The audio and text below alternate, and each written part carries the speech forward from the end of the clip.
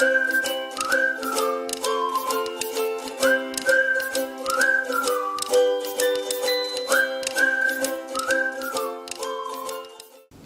friends, welcome back to Exploring Art.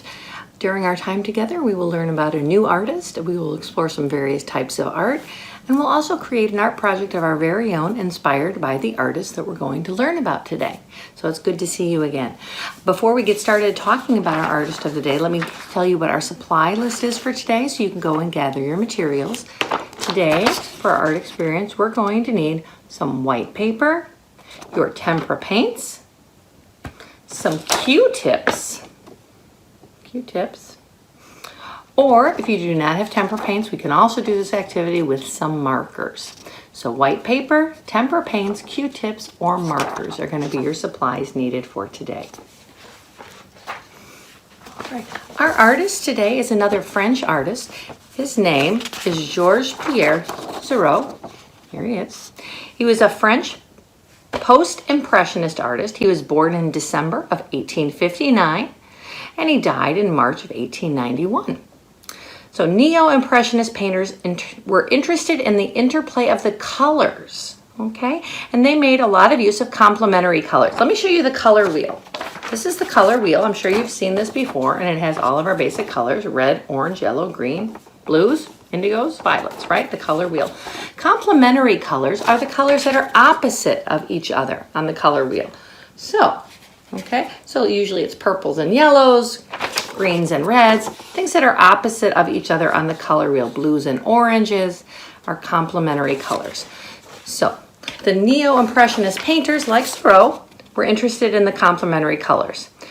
He liked art as theory and believed that a painter could use color to create harmony and emotion in his art the same way a musician does, by adding the notes and the musicians and the instruments and the counterpoint and all the things. He was best known, though, for some really special art techniques. The one that we're going to talk about today is pointillism. Pointillism, that's kind of a weird word, and it's a big word, but the first part of that is point. So we're going to use the point of something. We're going to use the point of our Q-tip. So we're going to talk about pointillism in his work today, okay? The technique of pointillism shows the play of light using tiny brush strokes of contrasting colors, okay? He made huge compositions or huge pictures with these tiny strokes of color, but you couldn't see them when you were looking at the whole picture. But they made his pictures shimmer, because they were all individual little dots or points of paint on his paper. Okay, his artistic personality was unique with some artists because, well, he liked the art and he liked the color. He also liked the logical and mathematical part of doing things in a very organized, logical fashion. So that was very, very interesting for his time. He had a really, really famous large-scale work, and that's the one we're going to use as our inspiration piece today. It's this picture. Have you ever seen this picture before? All right, now let's take a look here. Is this an abstract? We've talked about abstract before. Or does this really look like something? It does. It really looks like something. So he was not an abstract painter. We don't see drips and drops like Pollock. We don't see black squiggles and newspaper like we did with de Kooning. We see an actual piece of work here today. This piece of work was called A Sunday Afternoon on the Island of La Grande Jatte. Because he was in France, right? So, but that's one of his most famous pieces of work. Okay? It shows people of all the community participating at the park. And there's tiny little dots, right? We talked about the dots or the points of multicolored paint. And then it just all blends together beautifully. You don't see the little dots there, do you? No, we just see the whole picture. I'll move it closer so you can see. There we go. It took Seurat, do you believe this? It took him 2 years to complete this painting. It was 10 feet wide. Can you imagine 10 feet, right? Your arms might be 3 feet or 4 feet, 10 feet, okay? And much of the time by doing this, he spent time in the park sketching people, okay?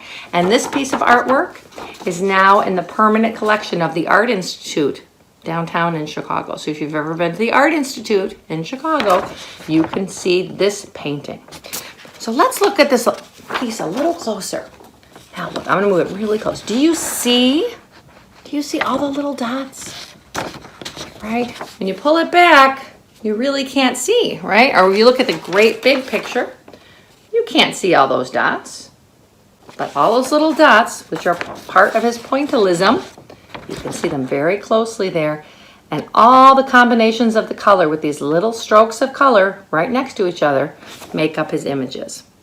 So we're going to create something today in the style inspired by, right? Inspired by the work of Seurat and his pointillism. So go ahead and get your messy tray. I have my messy tray right here. And I have my piece of paper. And I have my paint. I have a pencil because I drew the outline of my picture.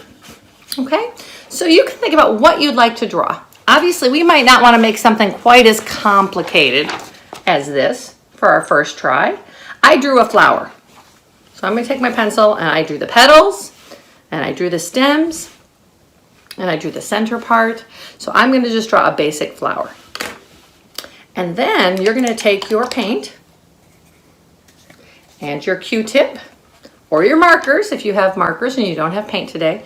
I'm just going to dip the Q-tip into my paint, just a little bit. Okay, so now I've got some paint on there. And I'm going to use the Q-tip to create, I'm going to dot on the outline of my work. So our entire picture is going to be made up of little dots. When I run out of paint, I'm going to dip it back in. And I'm going to continue to make little dots. Oops, that one's a little big. That's okay, because remember, our work is not going to be exactly like Seurat's. We're not using brush strokes. We're using Q-tips to make our dots. And we're going to fill in our pieces of work, and I'm going to show you mine in 1 second. Once I finish filling in my petal here, I'm doing a petal. So here is what I've been working on. And now, if we hold it back here, we can kind of see I've started the outlines. And I've started, if I go closer, you can see how I'm filling all the spaces in with small dots, right? He used his brush strokes of his complementary colors. We're going to use dots from our Q-tip or from the tip of our marker, and we're going to fill in our space. I'm going to get another color. Actually, I think I'll finish, maybe I'll do another petal. Let's see, maybe I'll do a red one now. Let me grab my red paint. Here we go. And then I'm going to do some more dots on the outline of another petal. So I'm going to use the other side of my Q-tip now. Get some red paint. I'm going to do this petal of my flower over here. And I'm just going to create my little dots. I'll show you how I started. Here we go. Starting, making some little dots. And now I'm going to fill in the entire space with the dots. And I hope you're doing the same with your work. And like I said, start with something simple. Start with a flower, a sailboat, something that you like to draw that has big spaces that you can fill in with your dots. And you don't want too much paint, but you need enough to fill it in. I'm filling in my red petal here, dotting over and over again. Now if you can hear me dotting on my tray. Got some dots all over, filling in the space with the dots. And if we look at our painting as we're filling it in, we may not necessarily see, if we had this hanging up on our wall or on our window, we might not see all the individual dots, but since they are right next to each other, but we know that we are creating this with individual dots. I'm almost done with the red petal. A couple more dots, I think. All right. So here we go. Now I did the red one. Okay. So today, take a piece of white paper, draw an outline of a simple drawing with your Q-tips and your temper paints or your markers. Fill it in. Look at the dots. There we go. All the tiny dots filling in our spot. Right? To create a work inspired by the artist Georges Seurat and his A Sunday Afternoon on the Island of La Grande Jatte. And remember, when we look at it close up, we can see all the individual brush strokes and all the complementary colors. So have a great day creating your own work of art, and I'll see you next time.